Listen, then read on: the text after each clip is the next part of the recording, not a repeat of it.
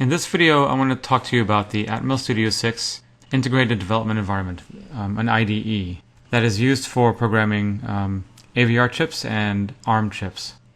This environment actually used to be called AVR Studio, but since they integrated ARM and AVR chips into one package, they changed the name to Atmel Studio 6. You can just click on the download now, and it'll ask you to register to install the Atmel Studio, and it's just a simple registration process, and the download and installation is very straightforward.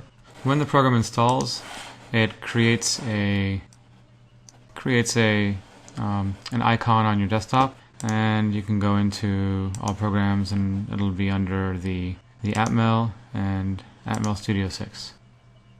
The environment looks very much like the Visual Studio environment that many of you may be familiar with.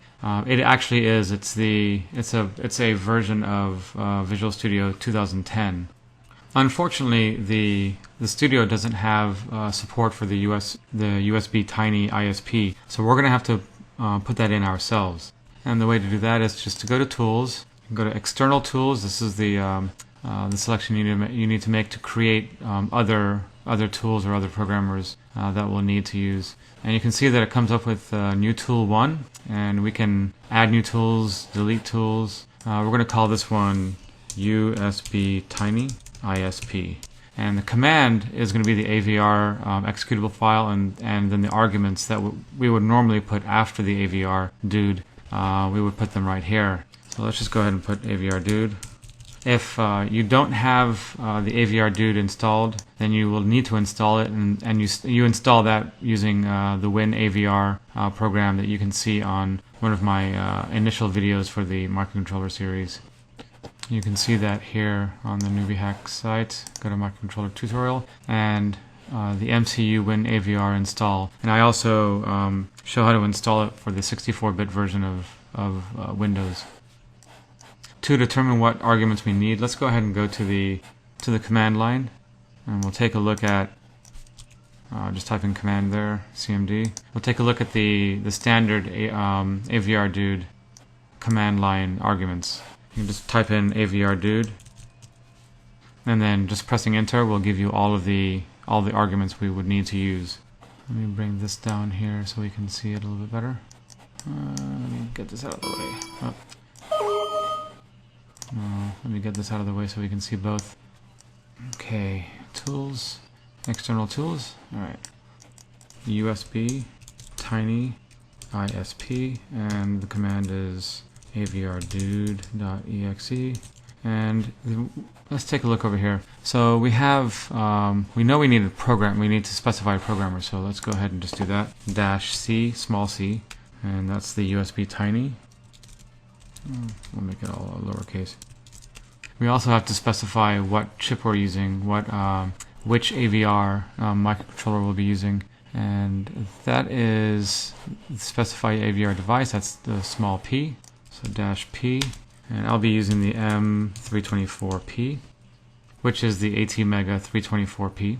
And the next argument, we're going to have to specify how it's programmed, and that is the -U. So we're going to go ahead and put a dash uppercase U, and the next one is mem type, and the memory type is going to be flash, and then you have a colon, and you can either do read, write, or verify. So let's read, write, or verify here. We're going to use the write because we want to write to the chip, and we'll use another colon, and then we're going to use sort of a reserved variable, and that's going to be the $, open paren, close paren, and the variable within that is going to be project. File name, and the format is .hex, and the .hex file is what actually gets written into the AVR chip. And now we have to inform the tool where to get that file, where in our computer. And in Visual Studio, there's several bin directories that are created. There's a debug bin directory, and then there's a program or release. A release means that it's not a debug version; it's a optimized version, and that would be in another bin directory. But Visual Studio knows that directory, and it's another sort of variable that they have. It's a $, open close parentheses, and this one is called bin directory, bin dir. We want to use the output window, so we want to see what's going on, and let's go ahead and apply that. Should be okay. Press OK. Just to give you a little bit more of an understanding of what that was, it's just like us typing in AVR dude here, AVR dude.exe, and then we type in -c, the programmer, which is USBTiny, and we put in our part, which is the M324P. This is the particular one I'm using. And we had -u, and this is the uppercase U, and we had flash and :W, and then where they had the $, open paren, program file name, close paren, .hex. This you could actually put in if the hex file was under this particular directory, users Patrick Robot, then I could just type it in, let's say test.hex. This would work only if the test.hex was in this particular directory. If it isn't, then we would have to put in the directory, whatever it would be. Let's say c:\users / whatever Patrick Robot / desktop / and then test.exe or .hex. Or we could actually navigate to this directory and then just use the file name here. So this is essentially what AVR Studio or Atmel Studio is doing. It's just creating that line, and it really is sort of separated from the from Atmel Studio. This sort of Atmel Studio allows you to run external programs to be able to do this. I'm going to go ahead and type in exit here so we get out of this. Let's go back to the Atmel Studio, and just a quick little introduction to it. If you want to create a new project, you just press New Project here, or you can go to File, New Project. And then what you're going to do is you're going to create a GCC executable project, and you change the name of the project. I'm going to call it Test2 and press OK. And now you're able to select the part number that you'll be using. And this is really important because it sets up the include files that you need in the environment, so you don't have to include them yourself. And you also can sort of filter which types of chips you're using. We'll be using the Mega AVR, and I'll navigate to the 324P, which is what I use. And you'll notice that there is no USBTiny here, so that was what I was talking about in the beginning where it wasn't supported. We can go ahead and press OK. And also, really convenient is the data sheet is right here. This is really convenient. It's really nice to have that. Press OK. And you're going to see a programming environment similar to the WinAVR. And you'll notice that right when it comes up, it gives you your code like we usually start out with. It's the int main void, which is something that I usually start out with. You'll see the include AVR /io.h. It's exactly the same as what we used before. So this environment should not be foreign to you, or at least the information within this part of the IDE. You'll also see that there's a while one. And this is where you make your main application code, and as we've stated before, outside of the while is where you would initialize things. One of the really great things about AVR or Atmel Studio, just like Visual Studio, is that you have IntelliSense, and this is something that if you're not used to, it's really helpful. It kind of knows sort of what you're going to be typing, and gives you a list of things, the possible things that you're going to be doing. So let me give you an example. I'm going to do a data direction register, DDRB, and you can see that it'll give you other forms of the data direction register. We're just going to keep it at B. I'm going to add another line there, and we're going to use the OR bitwise operation. And you can notice also when I put in the first bracket, it ends it for you as well. And put 1, and then we're going to type in pin, and you can start to see it already starts to fill it in for you. If I don't want to use pin B, I can go pin A, and then I can pick whichever pin that I want. Let's say pin A0. And another cool thing, let me put my semicolon here before I forget. Another really cool thing is when you select your pin A0, you'll see that in the define pin A0, that really does equals 0. You can see that right here. And you can also just click on go here and it'll take you to the declaration of the where it's located, the IO file mega 324ph, and this is essentially all of the information regarding the 324p.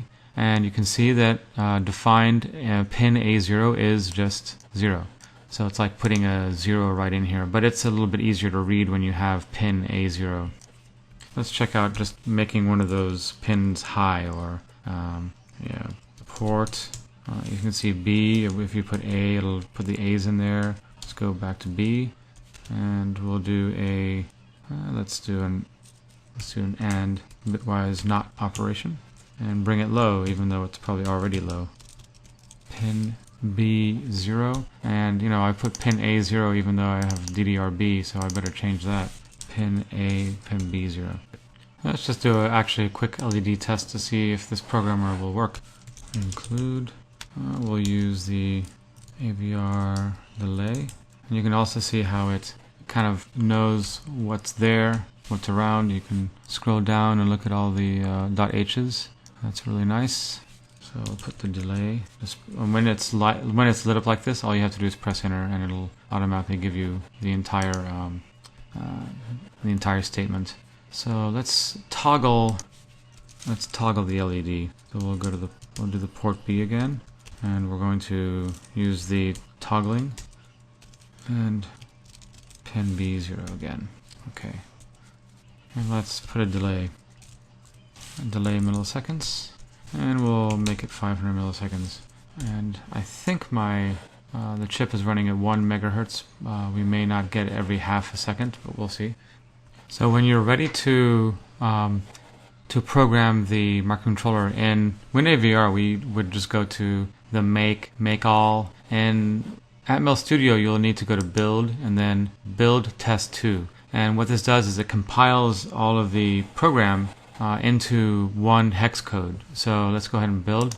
And it looks like I have some errors here. Let's see what our errors are. Okay, it looks like I am missing a semicolon, and I see exactly where that is. And it looks like I'm putting the wrong location for the delay. So let's go ahead and change that, and that should work. So let's try building it again. Build test 2, and it looks like it is building correctly. Build 1 succeeded. So let's go ahead and program the microcontroller. And to do that, we just go to Tools, and we just select the USBTinyISP. And it looks like it added some information here. CPROG. So test2.cprog.hex, and that really shouldn't be there. So let's find out why that's happening. Okay, so let's take a look at the tools, the external tools. And it has project file name, but that's probably not what we want. We don't want the project file name. I think we want the item file name. So let's try that and see what happens. Let's take this out. Item file name. Okay, so now we have the item file name, .hex. Let's see if that works. Go to Tools, USBTinyISP, see if that works. Let's see. Well, it looks like we have test2.hex, but it still couldn't find it. You know what? I think it's under the release directory. So let's try putting this under release. Let's try it again. And still didn't work. Let's find out what's going on. Okay, so after a little bit of research, I found out that this text box doesn't actually do anything. It doesn't work at all. So what you have to do is you have to actually put the directory in here. So I'm going to use the project directory because binary directory doesn't seem to work either. So I use project directory. Then I'm going to use the /debug and then / again. And what I'm going to do is call this one the debug version of programming. So let's apply that, and then we're going to make a new one. We're going to make one for the release. So USBTinyISP release. And the release just means it's the optimized version, and the debug is the version that's not optimized, and it allows you to debug a little bit more. The command, as we know, is AVR dude.exe, and then the arguments are going to be the -C, which is the USBTiny, and the -P, which is the microcontroller M324P, and then we have the -U, and that is going to be in flash, and then it's going to be write, and then we're going to put in our program directory or project directory, and then /release / and then we're going to put in the item file name, and then we're going to end it with .hex. Use output window and press OK. So now we'll have two ways to program. We'll program in the debug and the release. You're going to have to make sure that you're doing it in the right one. So if you have this set at release, you'll want to make sure that you program it using the release USBTiny. If you have it in debug, likewise, you want to do the debug. So probably I would recommend just keeping it in one, like release. If you don't intend to do any, if you want it always optimized and see how it actually works optimized, because you're going to most likely be doing the optimized version anyway, and you need to learn how to program for the optimized version, like using the volatiles to make sure that the variables are not optimized out. So I'm going to keep it at release, and I'm probably just going to use the release programming method. So let's try it out and see if it works. You can see that I've already tried one out here and it did work. So let's try the release. Actually, let me build first the release version of it, and then let me show you one thing before I do that. You'll notice that in the folders I have the release, and you'll see all these files here, and these are, if I refresh them, let's see, it is 11:34 p.m. and you can see that the make file was actually made 11:34 p.m. So if I go back to test 2, you'll see there's also a debug, and you'll see all the same files in here. You'll also see that I did it a little bit later as well. So we should be able to just click on this, and then it will. I did the wrong. I did 2 backslashes here. Let me see. And I also did it in the wrong direction. Let's go to the release. We don't need to have a backslash there. And then let's do a backslash instead of a /. Let's see if that works here. And it didn't work because what I did was it worked there. At the end, I changed the backslash and I changed the backslash here. But at the end, I have to have a :I. And this is specifying a format. And the :I means Intel hex. And just to show you what that is, this is the manual for AVR Dude, the user's manual. And if you scroll down, you'll see the options for the uppercase U, which is the writing and the file name and all that sort of stuff. Gives you the type of memory, the mem type here. All these are mem types. And then you have the write, and you have I for Intel hex. So when you put the :I there, it will work. So I changed my release, and I also changed the debug, so it also has the :I. So let's press OK, and we'll do this again. USBTinyISP release, and there you go. It was programmed successfully. And as you can see, after programming the microcontroller, we have an LED that is blinking twice every second. If you are following along with these experiments or producing successful projects on your own, helped by these tutorials, please let me know using the Contact Us page on the newbiehack.com website. I would like to feature these on the website to benefit and motivate others to join this creative field. Thank you.